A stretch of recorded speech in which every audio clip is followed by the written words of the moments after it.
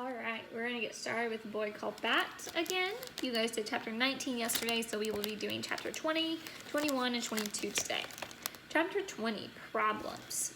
Earth to Bat, Mr. Grayson said. Bat looked up. He had been staring at his math work in front of him, but hadn't been doing the problems.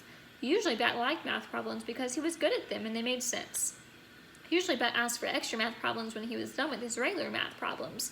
But today, Bat didn't feel like doing the regular math problems, even though they were easy. Today, all Bat could think about was the time passing very quickly, and that he still hadn't heard back from Dr. Jerry Dragoo, world skunk expert. Would you like it?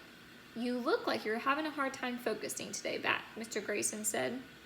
I'm not having a hard time focusing, said Bat. Let me rephrase that. You look like you're having a hard time focusing on your schoolwork today, Bat said. Yes, said Bat. I am focused on something else. He can't think about anything other than the stupid baby skunk, said Luca. Thor isn't stupid, Bat said. He felt his throat grow tighter with anger. Once my dog got sprayed by a skunk when we were camping, Israel said. He was stinky for a week. Okay, said Mr. Grayson. This is all very interesting, but right now is math time, not skunk time. There should be skunk time at school, thought Bat. He picked up his pencil and forced his brain to focus on the math problems. Most of them were too easy to even bother working out on paper, but he showed all the steps because Mr. Grayson liked it when he showed his work. And Bat liked Mr. Grayson. While part of Bat's brain worked on his hand to do the math problem, the other part of his brain think about skunk time. If there were a skunk time at school, like math time and language arts and yoga time, then maybe Bat could bring Thor with him. Maybe skunk time would be when everyone in class did research about skunks and wrote reports about skunks and built skunk dioramas. Over the last week, Bat had spent as much time as he could with Thor, but every day he had to leave him when it was time for school. The kit's fur was growing in all fuzzy. Wild black hair with bright white stripes down the center, from the tip of his nose to the tail. When he was still small enough to fit curled in a ball into Bat's two hands. And he had plenty of time to spend with Thor because Janie had barely spoken to him since the pajama top incident. She spent all of her time in her room practicing the Off Her Hand song for her Queen audition and going over to Izra's house. Now and every other Friday was coming and Bat would have to go with Janie to Dad's house. Even worse, no matter how much Bat begged and pleaded and bounced up and down, no matter how clearly he explained to Mom why she should change her mind, Thor would not be going to Dad's house with Bat and Janie. This every other Friday meant that Thor had already spent 2 weeks living with Bat and his family, and if Bat didn't find a way to change Mom's mind, in 2 more weeks, Thor would be leaving for the rescue center. Thor will be fine, Bat, Mom had said. Lawrence is going to take him for the weekend. It wasn't that Lawrence couldn't do a good job of taking care of animals. Bat thought he was finished as he finished the last row of math problems. It wasn't that Bat didn't trust Lawrence. It was just that, Bat didn't want anyone else taking care of the skunk kid. What if Lawrence did a better job? What if Thor was happier at Lawrence's house and then at their house? And even if Lawrence was trustworthy, no one was perfect. What if Lawrence put the animal carrier on the top of his car while he unlocked the door and then he forgot it was up there and drove away? What if Lawrence went out to get some ice cream and didn't remember to lock the door in his house and someone broke in and stole Thor? Even if everything went just right, at the end of the weekend, there would be 2 days closer to Thor leaving them forever. Just thinking about that made Bat feel queasy, like he'd been jumping on a trampoline with a stomach full of pizza. Bat, said Mr. Grayson, do you need to take a little break? Bat stopped tapping his feet under the table. He pulled the neck of his shirt, which he had been sucking on in the way he'd sometimes did when he felt nervous. Out of his mouth, he set his pencil down. Yes, please, he said. In the back of the room, Baby Cake sat licking the light pink wheel of salt. Her ears flopped to the sides in relaxation. Bat wished he felt as calm as Baby Cakes looked. He climbed into her enclosure and sat cross-legged beside her, scratching behind her ears and thinking about the weekend. If his parents were divorced, then he wouldn't have to leave home every other weekend and go to his dad's sim apartment. If his parents weren't divorced, Thor wouldn't be spending the weekend with Lawrence. Chapter 21, Organizational Systems. At least Dad liked to go to the candy store as much as Bat did. That was one good thing about every other weekends. On Saturday morning after breakfast and dishes, Dad pulled their bicycles out of the garage. Unlike the garage at home, which was twice as big and 4 times as crowded, Dad's garage was labeled and organized. Helmets were kept in the clear plastic bin marked helmets. The bikes, instead of leaning against the wall or on each other, were pulled neatly into a bike rack like the one at school, and Dad always arranged them in order, sides left to right. Large, medium, small. A metal rack in the corner held car supplies, spare containers of oil, a big bug of windshield wiper fluid, a little vacuum that sat ready on the charger. There was a tool bench, too, and an assortment of wrenches swung from the hooks across the front. Coffee cans held screws and nails. Sometimes Dad let Bat pound nails into pieces of scrap wood, as long as he wore safety goggles. Brad approved of Dad's garage. It was just under a 1 mile ride. It was just under a 1 mile ride to the Sugar Shack, Bat's favorite candy store. To get there, Bat and Janie and Dad rode out of Dad's apartment complex and down a bike path toward Central Quincy. Across the river on a bridge made just for bicycles and pedestrians before turning onto 3rd Street. While Bat was double-checking the lock on his bike outside the Sugar Shack, he heard someone say his name. It was Israel from school. It took about a second to figure out who he was, because Bat hadn't ever seen Israel anywhere but school, and never on the weekend. "What are you doing here?" Israel asked. He was smiling in a way that showed almost all his teeth. He had Bat noticed a piece of something green, maybe cucumber, stuck in between his 2 front teeth. "We're going to buy some candy," Bat said. "Cool," Israel said. Then he said, "We just had brunch next door," and he pointed to the Broken Yolk Cafe. A man and woman were pushing through the door just then, and they waved. Israel waved back. "That's what I would have guessed," Bat said. "You had food in your teeth." Israel's smile fell away. "Okay," said Bat. "See you Monday at school." "Hey," said Israel. "Wait." Bat waited. I wondered about the skunk. Do you still have him?" "Of course I do," said Bat. "Then, well, not right now, because I had to spend the weekend with my dad."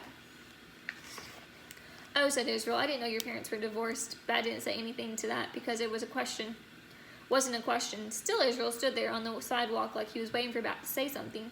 The grown-ups who had waited Israel walked over and stood behind him, and now it felt like all 3 of them were waiting for Bat to say something, to do something. "Well, goodbye," Bat said, and he walked away. "Hey, Sport, is that your friend from school?" Dad's face looked just about as excited as it looked when he was watching baseball. "Bat doesn't have friends," Jenny said, but not in a mean voice, just a matter-of-fact voice. "I'm sure that's not true," Dad said. "It's not true," Bat answered. "Lawrence is my friend, and Mr. Grayson." "Oh, Bat, grown-ups don't count," Janie said. Then she pulled open the door to the candy store and held it for Bat to pass inside. The Sugar Shack was an exceptional candy store. It had bins full of M&Ms separated into colors, so if you wanted exactly 11 greens and 11 blues, but no yellows, reds, or oranges, as Bat did, you could get exactly that. All along the back wall were all the gummies: gummy bears, gummy worms, gummy sharks, gummy hippos, gummy rhinos, gummy jellyfish, gummy dinosaurs, gummy frogs, gummy sea stars, gummy zebras, gummy camels, gummy parrots, gummy crabs. Bat didn't like gummy candy, but he always got one gummy sea star anyway. He liked the way they felt in his hand. Big barrels full of hard candies formed the aisles. Jawbreakers and gumballs and candy necklaces and rock candy and ring pops. Just inside the door was a case of jelly beans arranged in rainbows of colors. Near the counter stood a candy bar display with all the ordinary stuff, but harder to find candy bars too, like Violet Crumble bars and Zagnut bars. "You sure inherit my sweet tooth," Dad said, loading up his own plastic bag with jelly beans. "Actually," Bat said, "teeth have nothing to do with it. People taste with their tongues and their nose." "Do you stick that gummy bear up your nose to taste it?" Janie said. Her bag was full of mishmash of candies that didn't make any sense to Bat. "It's a gummy sea stars," Bat said. "No. The way something smells is part of how you taste it." "Well, I guess that's why people don't eat skunk meat," Janie said. "P.U." She wrinkled up her nose and stuck out her tongue. "Thor doesn't stink," Bat said. "He doesn't even spray yet." "But he will," Janie said. "I hope not until after we give him to the rescue." "Maybe we'll keep him," Bat whispered. "Sport, your mom can adopt every stray animal that comes into her clinic." Dad said she'd have a zoo if she did. "We won't adopt all of them," Bat said. "Just this one." "Mom said we're only going to keep him for the couple more weeks," Janie told Dad. "But Bat is getting too attached." Bat started bouncing on the balls of his feet. He clenched his plastic candy bag in his fist. It crinkled in a way that bothered his ears, so he loosened his fingers and let it go. Blue and green M&Ms bounced and rolled across the floor of Sugar Shack. "Sport, you've got to be more careful," Dad said, his eyebrows pointing at his nose. Bat felt tears wailing up in his eyes. He swiped his face with the arm in his shirt and turned toward the door. Under the sole of his shoe, he felt a crunch squish of a flying M&M. Chapter 22. baseball and braiding. Before bed on Sunday night, Jenny always took a shower and washed her hair. Lately, she'd been leaving it into 6 braids while it was still damp so that she could have wavy hair in the morning. Janie's hair was usually stick straight like Dad's and Bat's, though hers was dark brown instead of black. When she came out of the bathroom in her pajamas, carrying a wide-toothed comb and 6 ties, Bat asked, "Can I braid your hair?" "I can do it myself," Janie asked. "Let him try," Dad said from the couch where he was watching baseball on TV. He had an orange and black baseball cap on his head because tonight he was rooting for the Orioles.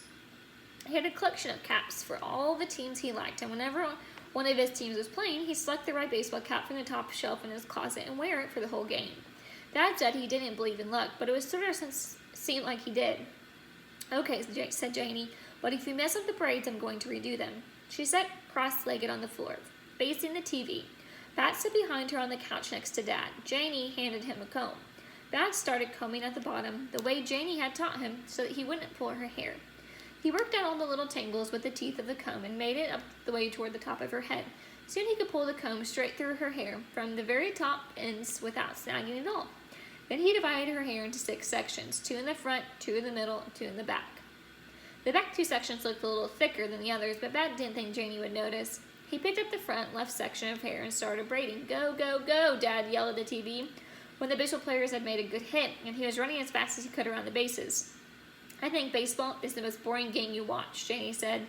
"Even more boring than football." "That's because you won't let me explain it to you," Dad said, adjusting his cap. "If you understand the game, it's fascinating." Bat reached the bottom of the first section of hair and wound a pink elastic band around it. The braid wasn't perfectly neat and straight, like the braids Janie did, but it wasn't bad. Moving on to the front section, Bat focused on making the second braid even better than the first. "Make sure you're braiding it tight," Janie said, "so it's really wavy." "I am," Bat said. Bat loved braiding Janie's hair, even though he usually wasn't very good at hand things. He liked the feeling of damp, heavy hair. He liked organizing it into series of smaller, neatly contained braids. He liked feeling close to Janie like this, but helping her and touching her without having to have a big conversation that might turn into a fight. Getting along with people was hard for Bat, figuring out what they meant and when they said something or when they made certain faces at him. People were complicated, but braiding was easy.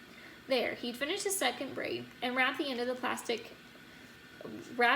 one of the dark green elastics.